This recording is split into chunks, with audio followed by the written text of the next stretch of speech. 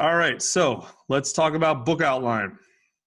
So the first thing that you should know, this is the hardest part of the workshop, right? Doing an outline is not easy. It takes a lot of work. It's mentally exhausting. But if you do the work now, you're going to be set, right? Assuming you have your positioning decently set. And if you don't, we have 2 Q&A sessions to come to. We'll do everything we can to try and help you work it out. But if you have your positioning set, outline's the hardest part. And from there, if you get that right, the rest is just sitting down and doing the work. All right. Now, we do not teach the outline method you learned in school, right? Everyone knows that, a big point A is sub point 1, sub point 2. Nothing's wrong with this necessarily. We just don't teach it, right? The reason why, I'm not going to guess why, because it'll take too long. The reason why is the school outline method is about showing your work, which I'll tell you, it makes sense. There are some people, I have written books where I used the school outline method where I didn't know the content that well, and so I had to show my work to myself to fill in my gaps.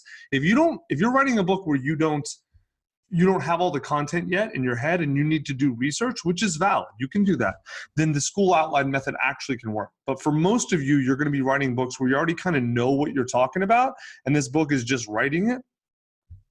It's not very good for that. The Scribe outline method is optimized to help people get the best possible book out of themselves and get done, right? The school outline method, if you already know your content, really is just a huge waste of time. It makes you lay out a bunch of stuff that you already know, but then also you get focused in on, or most people get obsessed with the details when that's not really what you need to worry about at this stage. Because let me run through the goals of your outline so you understand what you're trying to accomplish right now. Because we're going to actually give you time to write your outline on the webinar. So the first goal is to clarify your book, right, as to yourself and make sure it's clear to the audience. You got to make sure you're really clear about what your book is, and not positioning. That should be clear, but what content is going in it. Second goal, if the slide will come up, is you want to organize everything that's going to be in your book, right? You got to make sure it's all structured properly and in order. That's important. Then this is the real sort of difference between our method and other methods. The real point of this outline is to provide triggers to you to know what to write when you sit down to write, right? A lot of outlining methods essentially have you write the whole book in the outline process, which I'll tell you, you can, if that is the case, if you are one of those people, you feel like you need to deeply structure the book before you start working on it, you can actually combine our method with the school method. You can use our method to structure it and to figure out what's in the chapters. And then within that, you can use the school method if you want. And we'll talk about that later. But for most people, if you know your content, you're better off just hitting the triggers and then start writing. All right, so there are outline examples on the website. So a lot of you commented yesterday, I needed more descriptive slides yesterday. So I went in last night and this morning and put in a bunch more slides. So if you go to scribewriting.com/course, that's where all the content is, right? That's not the landing page where you signed up. That's the page that has all the content that's going to be up forever. This is, I believe it's chapter 8 or chapter 9, because Taylor may have changed it today. There's 2 outline examples there. Why are we down for the public good? Taylor, if you want to pull those links out and put them in the chat, that would probably help everyone. You can see examples of outlines done in our method if you need them. You don't have to, but those are there for you. But what I want you to do now is pull up your outline, and we're going to start working through it. So on the Scribe Media outline, again, I've got an example here. You should know exactly where you are. Scroll down beneath the positioning sections. This orange section here called Chapter Brainstorming. That's what we're going to do right now, is you're going to start by brainstorming the chapters in your book. Is everyone clear on this? Do we need to wait more, guys, or what do you think? Hal, Emily, Charlie? If you're not clear, comment in so that we get it. Looks like everybody's doing okay. Okay, cool. So what I want you to do now is brainstorm your chapters. And all brainstorming is answering the question, what are the core points I want to make in my book, right? Like what are the things I'm trying to say, all right? Now, what you're doing, to be clear, you're not brainstorming every piece of content going in your book. Don't do that. It's too much. You're brainstorming the chapters of your book, Okay. So this book has, for example, 500 pages, right? But then if you look at the intro, the table of contents, I have, I don't know how many chapters, probably 50, 40, which is a lot of chapters, but this is a huge book and way bigger than what most of you are going to do. It's almost needlessly big, but so you know, because we always get the question, a chapter can be a single cohesive idea, a step in the process you're teaching, or a single argument or position. So we'll go through and give some examples real quick. Or actually, let me give you some frameworks. This is sort of people a lot of times like, I don't understand, how do I organize chapters? Think of it like this. So one of the best frameworks is a workshop presentation. So imagine that I asked you, I said, hey, author, I love your ideas. Can you teach a 2-day workshop to my team about your book or about what your book's going to be about? How would you structure that workshop presentation, right? So this is exactly what we did with Scribe method. Like if you you can download the book for free if you want, or if you're real cool, buy it off Amazon. But actually, it's better if you leave a review. I don't even care if you buy it. But the point is, if you go through, bring up the PDF and go through the table of contents, you'll see it tracks almost exactly with how we teach this workshop. Now, there's a lot more content in the book than we teach in the workshop. And some of the stuff in the workshop is a little different because teaching it verbally versus reading is, there's just differences. But it tracks very closely, right? It's a great workshop. It's a great framework for brainstorming. Another way to brainstorm the chapters is just sitting and teaching your book. And the way I always think about it is, imagine that a friend of mine, someone who I liked and was smart and curious and really wanted to know how to write a book. And they said, Tucker, please teach me what to do. So, we got to Starbucks or whatever, and we sat down and got coffee, and he's sitting across from me, and we got all the time in the world. What would I teach him? Where would I start? Right? And then what's the next thing I would talk about? And then the next thing, and then the next thing, which is similar to workshop. They're not that different. They're just different frameworks to help you understand how you're structuring your chapters. And then the next framework. By the way, Tucker, that's how Brene Brown writes her books. She invites a group of friends up to a cabin or something, and she teaches her book to them.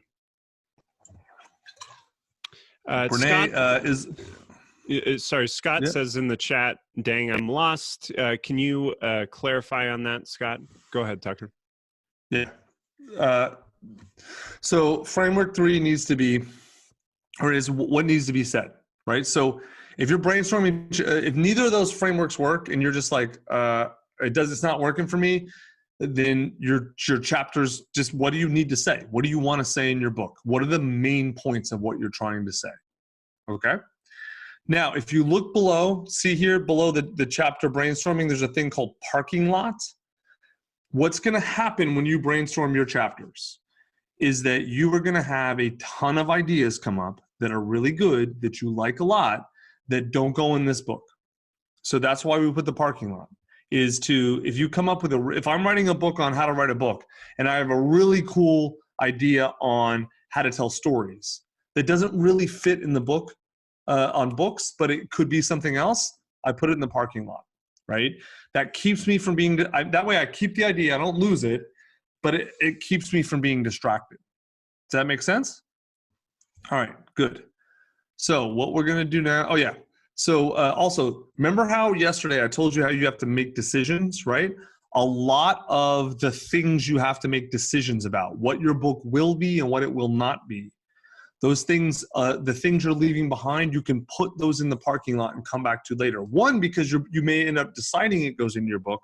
2, it may fit somewhere else with something else you're doing. Either one's fine. It's just a way to stop you from being distracted and stop you from being lost. Hey, Tucker, okay. There's a question here from Atul who wants to know how detailed or long should the ideas in the brainstorming section Hold on.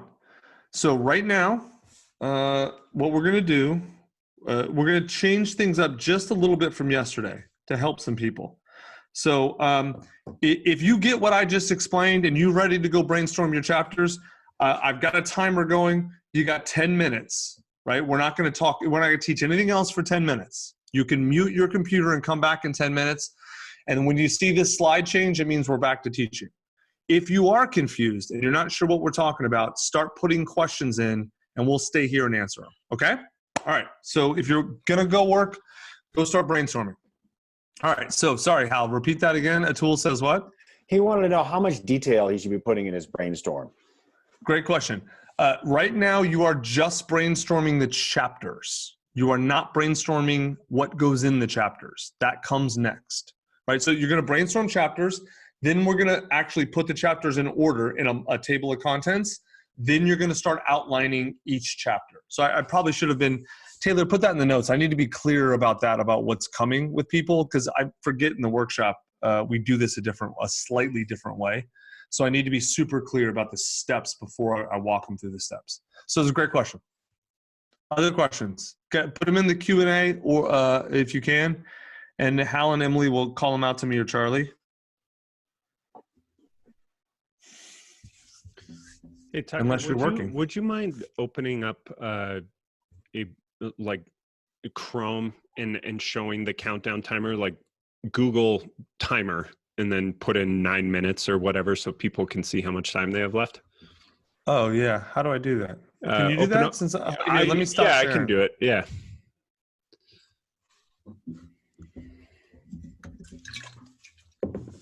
No, do not use, you guys need to answer these. Do not use Scrivener.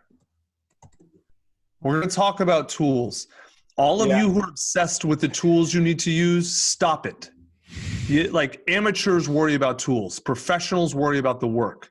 There is nothing you need to worry about tool-wise. We will get to this, I promise.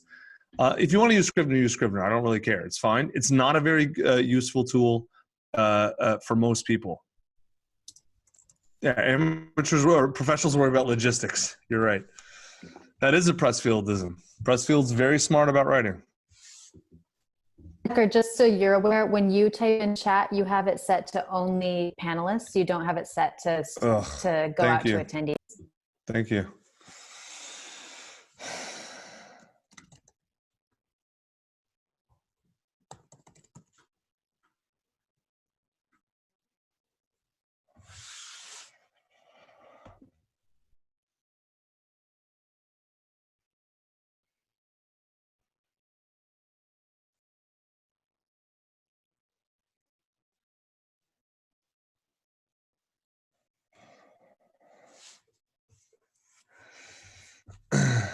Stephanie says, I can't find the chapter outline doc. Stephanie, it's the outline.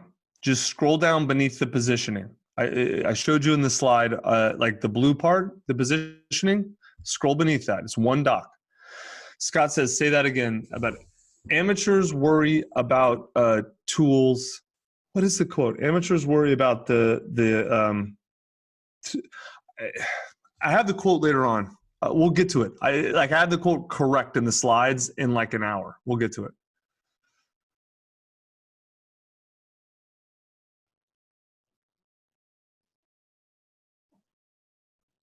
Yeah, it's not pros worry about content. I can't remember what it is. Oh, yeah, someone just posted, amateurs talk about tactics, professionals study logistics. That is true. That's a great quote. That's not the quote I'm talking about. There's a different quote that's either an adaptation of that quote that's for writing. It's in the slides. Hey, Tucker, here's a question. By the end of the training, in the next few days, what are we supposed to be completely done with? Outline of the book or the whole book? So give people a sense of where they should plan to end up if they do the work. It depends on the person. Look, if you can follow along, if your positioning's decently solid and you can follow along, you should, ideally you should have your chapters brainstormed. You should have them organized. So you should have a basic idea of the structure of the chapters and what chapters will be. And then we're going to have time to outline one chapter. I'm going to teach, that's kind of the next step. Well, 2 steps from now. First, we're going to put things into order. We're going to put the chapters into order, table of contents. Then we're going to outline one chapter, and then they'll know how to outline a chapter. And so then I'm going to go on and teach the rest. So ideally, by the end of the day, they will have a book positioned. Well, that was yesterday. They will have their chapters outlined, the chapters brainstormed, their chapters in a rough order, one chapter outlined, and then they'll know how to do the rest of the outline on their own time.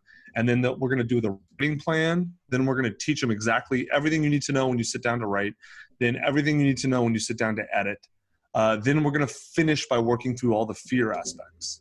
And the expectation is they'll spend Wednesday and the morning of Thursday working on the outline. And then we're going to have Q&A Thursday afternoon and Q&A Friday afternoon.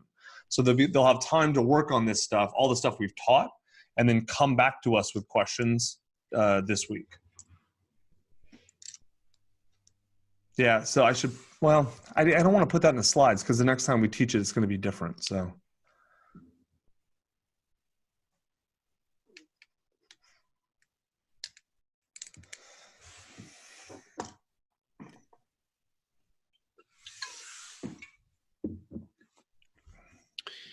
Just to check in, if anybody is really lost, could you raise your hand?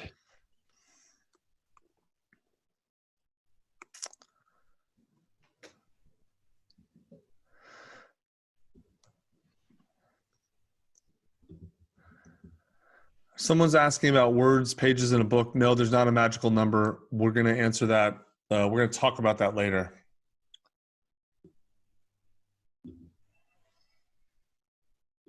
If we are writing an authority reputation book, what chapter is supposed to be our story?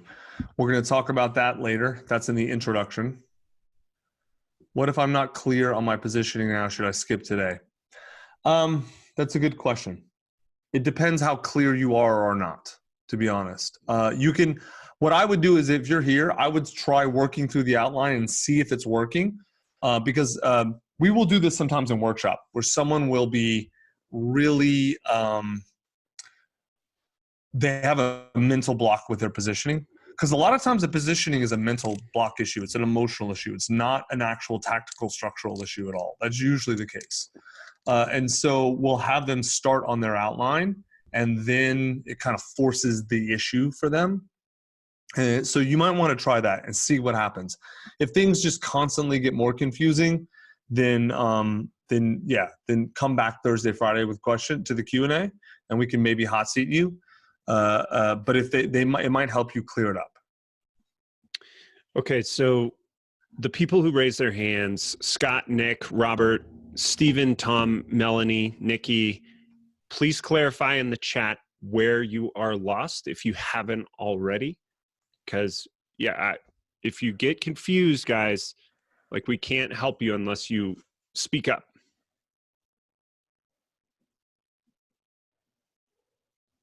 And you may have already posted something in the chat. I just don't have it open.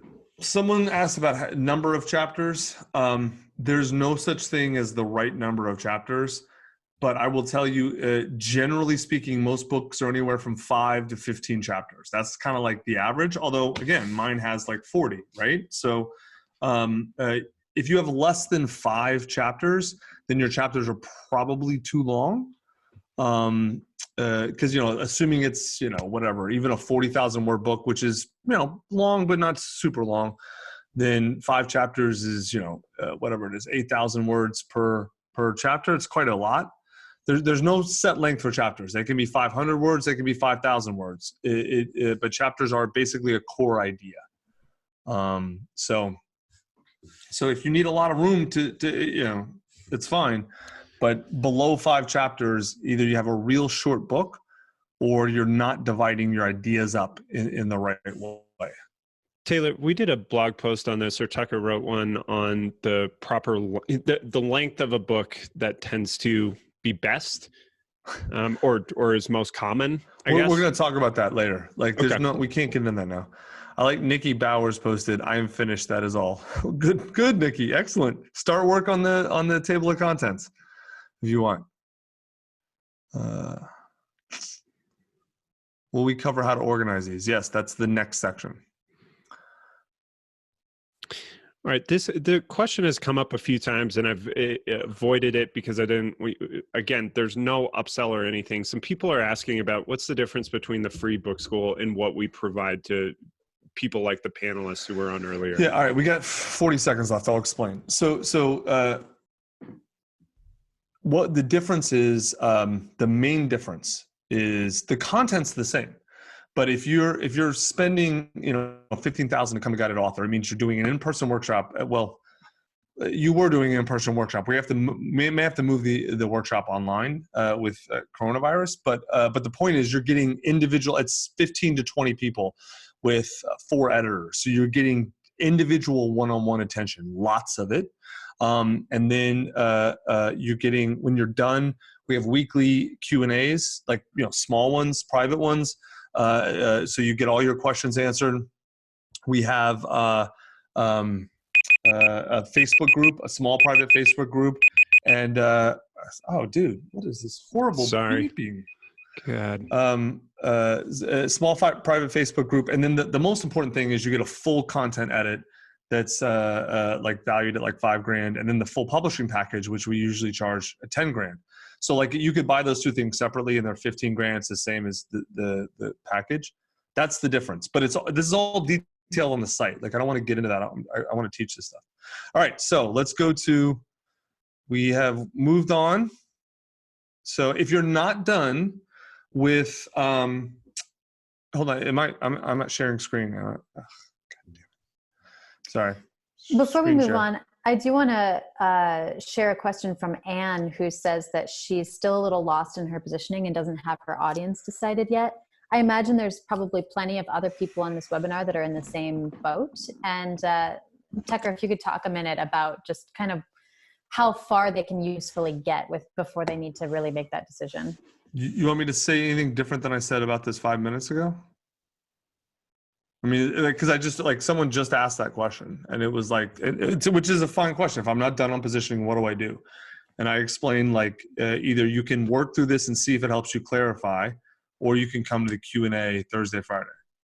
But, like, again, if you are not done with your positioning, if you do not have it worked through, you can try the outline. Try it, see what happens. It might help you get it really clear, or it might confuse you more. If it confuses you more, come to the Thursday, Friday Q&A. All right, so what we're gonna do now is work on the table of contents. We're gonna create a table of contents, right? A table of contents is just the chapters in order with a thesis sentence explaining each one. So where you should be is on your doc, it's right here. It's right below the orange section. Just scroll down, there's a green section, and it has like a template for a table of contents, right?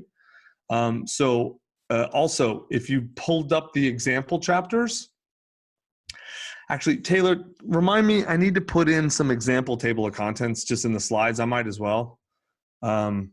There's examples of table of contents in the example chapters, which, to reiterate, are on the scribebookschool.com/course page. Why Are We Down and For the Public Good, right there. Those are 2 book outlines that were done in Guided Author, so you can see those. All right, so I'm probably under explaining here, so let me dive in a little bit more. So what you're doing, you just brainstormed what your chapters are going to be. Now, I know this is like one of those things that's very simple, but it's a little complex. Literally take those chapters and put them in order in the table of contents. What's going to come first? What's going to come second? What's going to come third? And then put one sentence that just describes what that chapter is about, right? So if I'm doing Scribe method, right?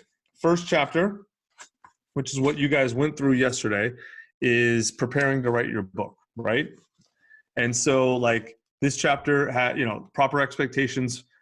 So I would say chapter 1 is preparing to write your book. And then I would say this chapter outlines the proper expectations and mindset you need to have in order to write your book. Simple, right? Chapter 2 is positioning your book, right?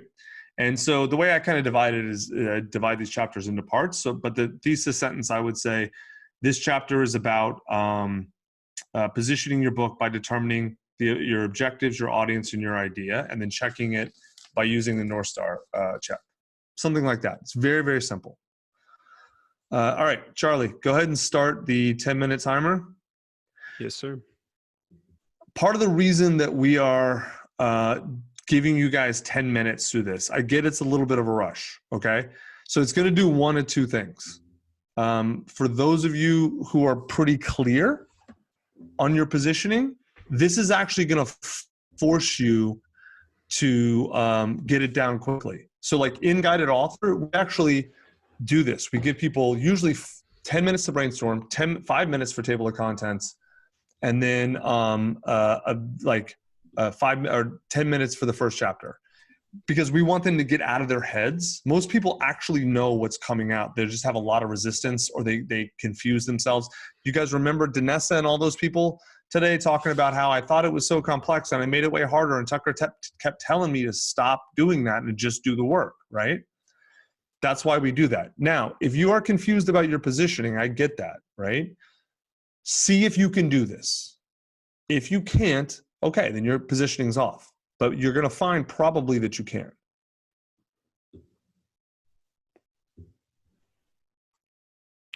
And Tucker, just a heads up, for any questions that you answer during these 10 minutes and any breaks like that, you may have to reiterate them because a lot of people are muting their computer. How dare they not all listen to me and my delicate genius? No, I'm kidding, of course.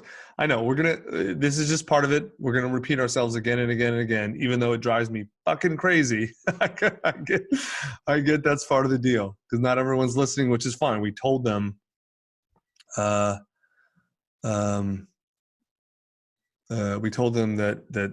they can mute their mic.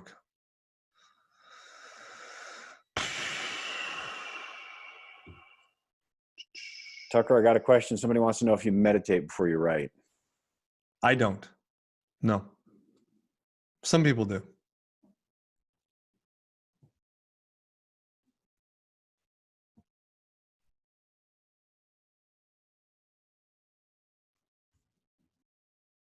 What do you do to get into writing mode? Okay, it's a good question. I'm going to talk about that a lot in writing plan, so I will get into that. But mainly, the main things are I have a set time every day that I write, and then a set routine before my writing. But we're going to talk very specifically about that. It's coming today.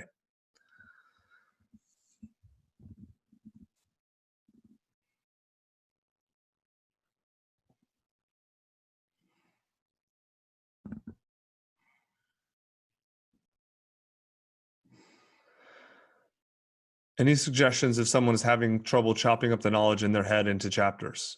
Brainstorm the way we told you. Teach a seminar, like whether it's leading a seminar or teaching a person. That's the best way to do it that I know of.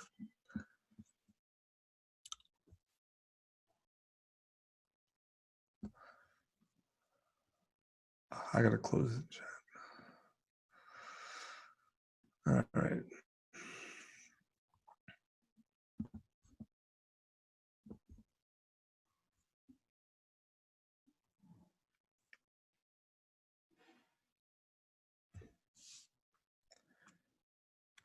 All right, I'll be right back.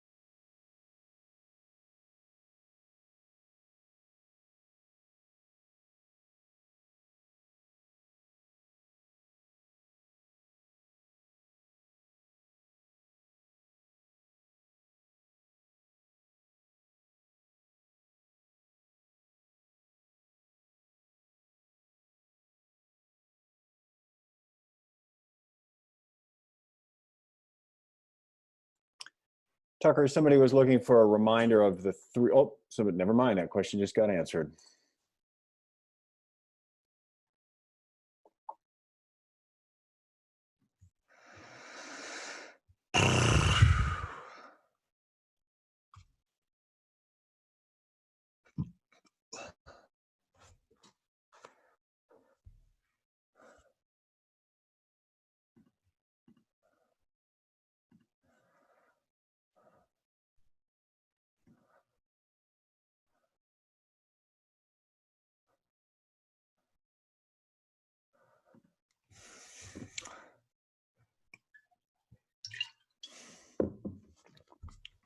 We have a great question from Graham. Does Tucker have one pair of shorts or 10 pairs that look the same?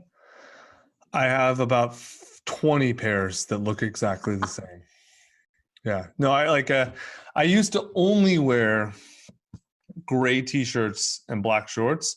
And then my wife didn't try and change much about me, but one of the things she was pretty emphatic about is I needed to have some variation in my shirts. So I got navy blue. She says, you look way better in navy blue on camera. I want you to wear navy blue. And I'm like, all right, honey, since I love you, I will wear a navy blue shirt, which it's the exact same style of shirt, just navy blue. And it does actually look better. So you did that to remove decision making, I assume, right?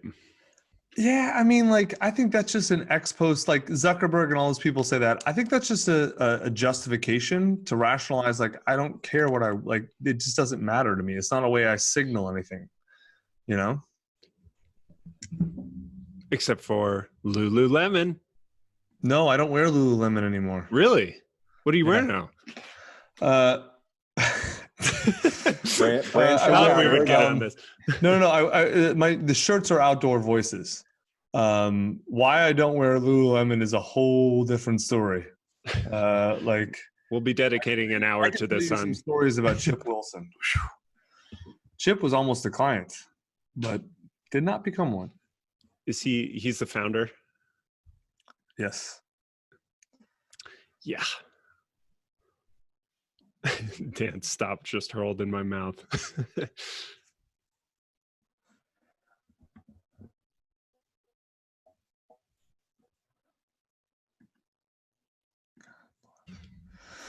All right. Got about 30 seconds to finish up this writing exercise. Yes, Lourdes, leave the intro and conclusion blank for now. We're coming back to that next. We're coming to that next. All right, we ready for...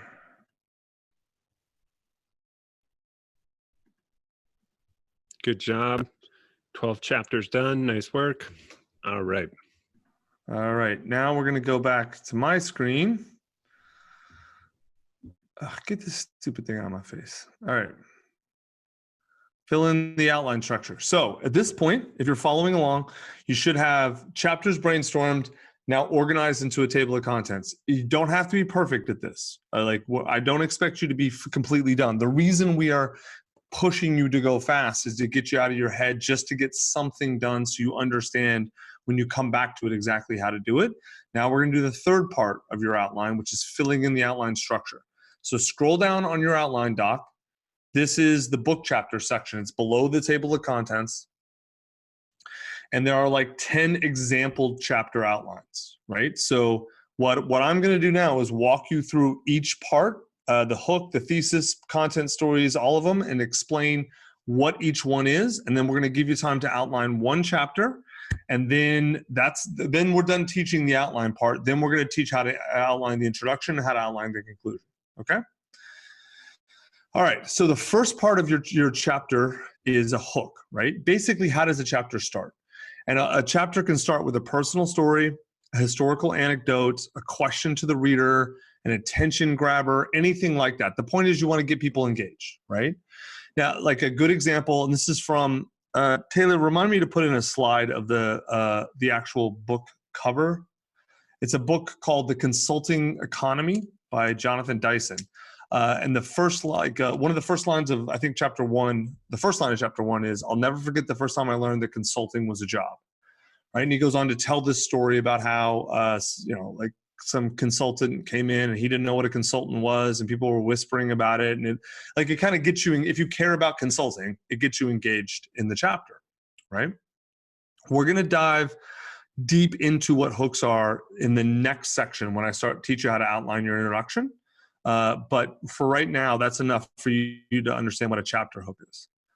Now we're going to go over the thesis of the chapter. This is basically the exact same thesis as table of contents. This is just helping you understand, here's how I'm going to start the chapter. And then in the chapter, you're going to talk about, here's what we're going to cover in the chapter. And then you go into it. Now, supporting content, right? Now, these are the points you want to make. The arguments, facts, figures, data, information, whatever the wisdom or knowledge you want to get out of your head into the reader's head, this is where you list all of that. Don't write your book here. You're just listing all the points you want to make in the chapter, right? And then after that are stories. These are the stories you want to tell in the chapter. They should be specific and relevant. Now, I'm going to say this now because I know we're going to get questions. If you notice, I am not telling you to outline the chapters the way you would write them. I am telling you to put in here what's going in the chapters. Because remember what I said earlier? The point of this outline is for you to trigger what you need to write about when you sit down to write. And I'm going to explain this more in a second. So if you're confused about this, just stay with me and you'll get it in the next maybe 3 minutes. Then you're going to do key reader takeaways, right? So the way we like to end chapters is summarize at the end of the chapter, a summary that lays out what the reader needs to take from the chapter. You don't have to do that. That is optional. But I think, especially for nonfiction books, it really helps people. Most of my favorite books will summarize stuff at the end of chapters. Not all of them, but most of them. Difference. Now, we get this question a lot. What's the difference between a thesis and a key reader takeaway? Well, the thesis is the argument you're trying to make. The takeaway is the proof that the argument is true, right? Okay. Then the callback to hook and segue to the next chapter, that's basically just the way you're tying up the chapter, right? So you say something like, for example, in the example I gave about consulting, and little did I know the next step in my life was to be mentored by that consultant I met that day, right? So you open up with a story about a consultant, then you go into the chapter about consulting as a job, then you wrap up that story at the end.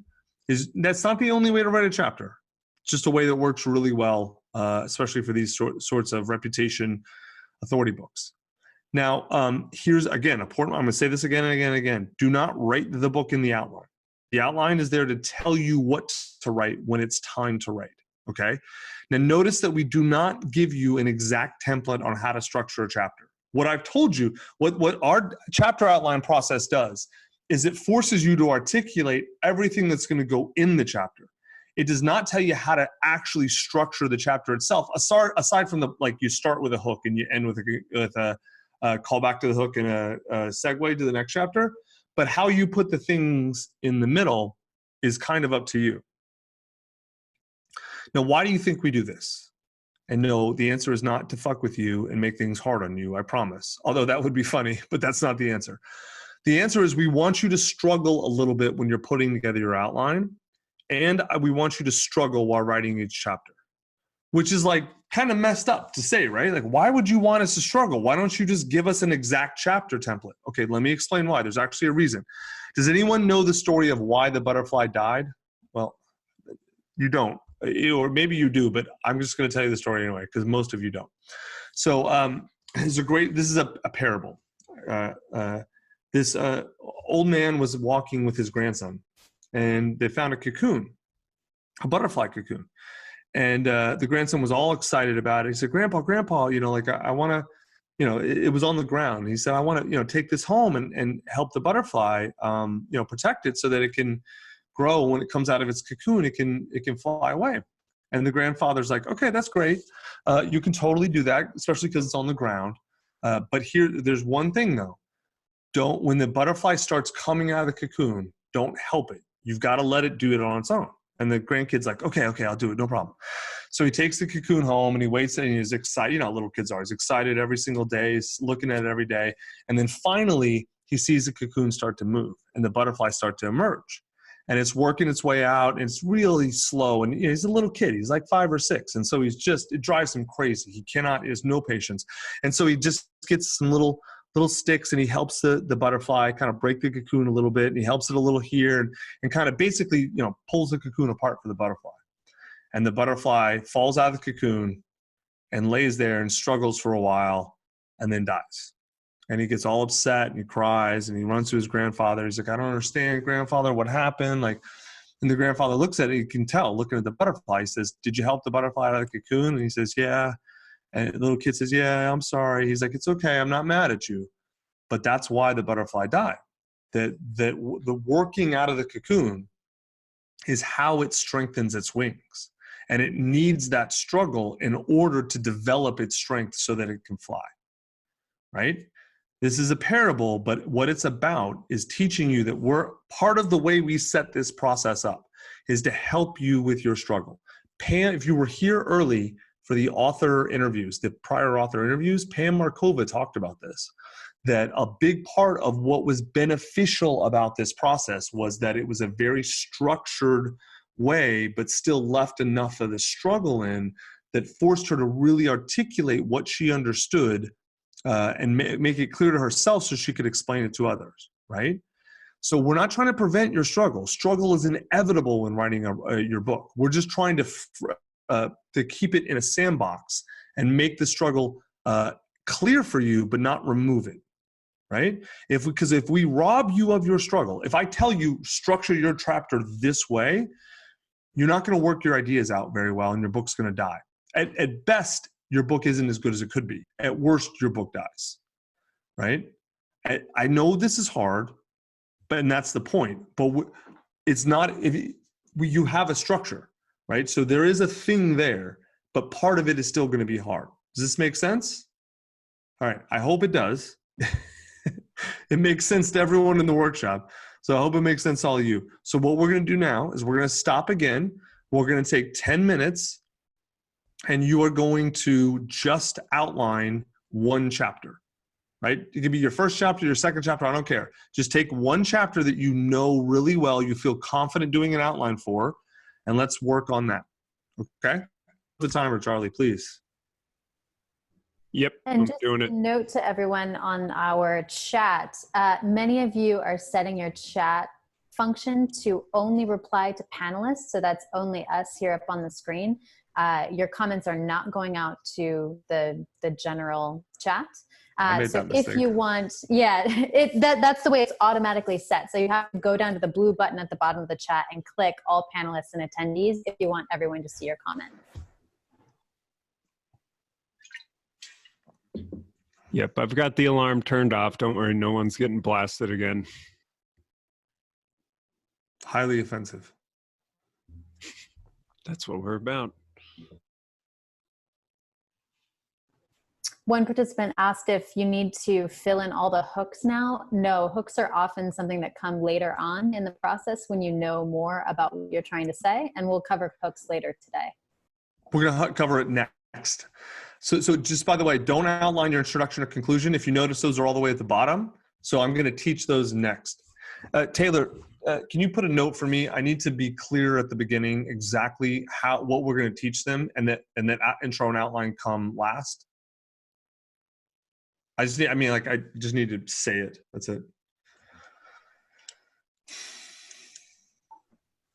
Ed, the chats, I'm a little torn on it. There may be some stuff that I edit into the video later in the recordings, but generally speaking, the questions, the chats will not be accessible in the recordings. No. If it is, it'll be something you just put on the screen. Right. Like, that's question. what I mean. Yeah. So if you want to put a bunch of horrible stuff in there, no one else is going to see it except other people in the chat right now. And your mom. Send it to her. Tucker will see it and he'll slowly start to lose his mind. No, I don't look at the chat. I can't. I was looking at it and it's like, it distracts me. My genius is too delicate. I've got to just focus it here. That's one of my favorite lines from Seinfeld. I can't disrupt your delicate genius. Delicate genius.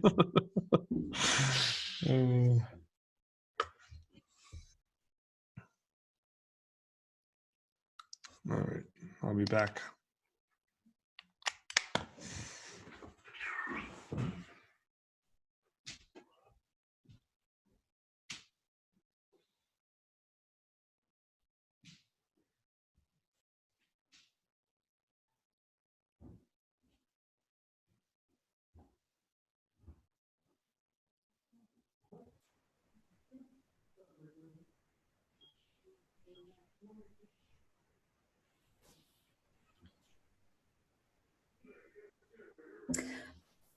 Charlie, is it appropriate for us to talk through some of these questions that are coming in on chat? Absolutely. While we're on this break? Yeah, for the people who have it muted, like they're not necessarily losing out on anything. For the people who are asking questions, hit them with answers.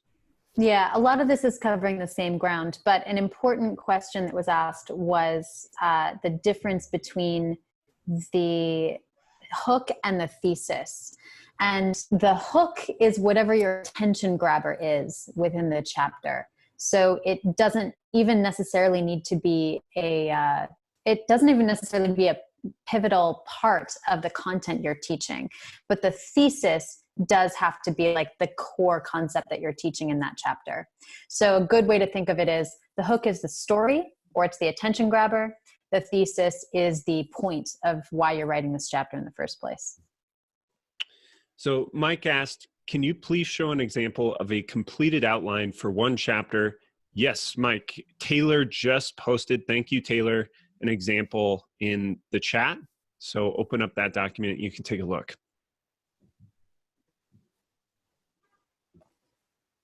There's another one in here from Max. Can your stories be a lot of your supporting content?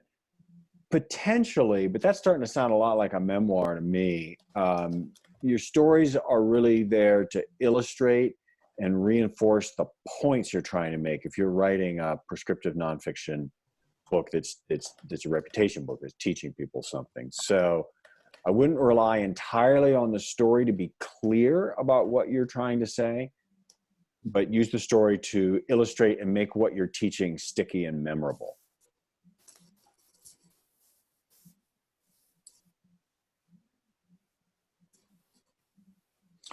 Miles, we're seeing a lot of questions from people who are having questions with the format on the slides being in Keynote. Maybe you can post something in the chat about how to handle that. We can't all. Yeah, Miles or Taylor, you guys should be able to just export those in Keynote into PDFs.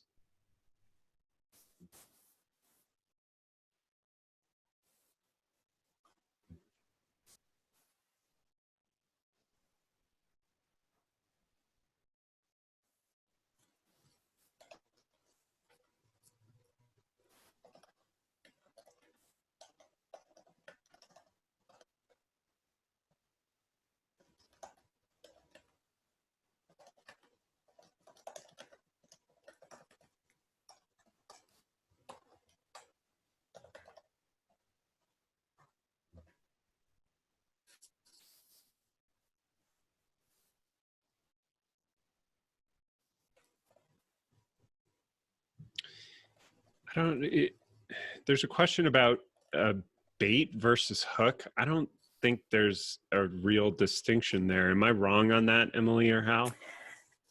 Yeah, I mean, the example that's being used is something like, do you want to know a secret?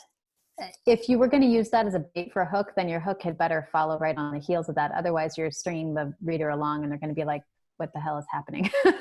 So yeah, I think for all intents and purposes, there's really not a difference between bait and hook. It's all the same. So we had a question about the Google Docs being down right now due to high traffic. This was the case yesterday, which is why we posted on, and Taylor, can you post that link? You can download the actual documents. If you can't access Google Docs, like go to the link that Taylor's about to post in the next minute or so and just download the document and use it there.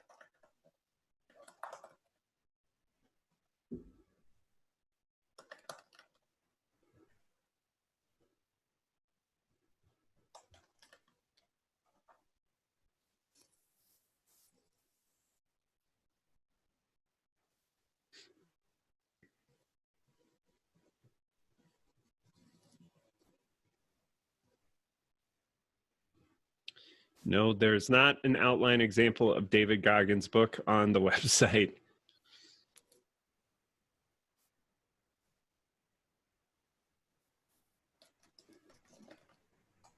Hal, you worked on that book, so you saw the outline to that, I'd imagine.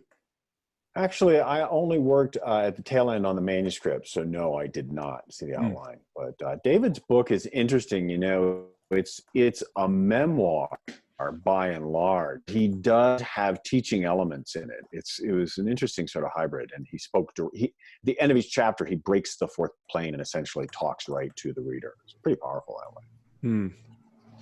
Yeah, for those who don't know, it's Can't Hurt Me by David Goggins. It's for at least the last year, been in the top 10 most sold and most read books on Amazon.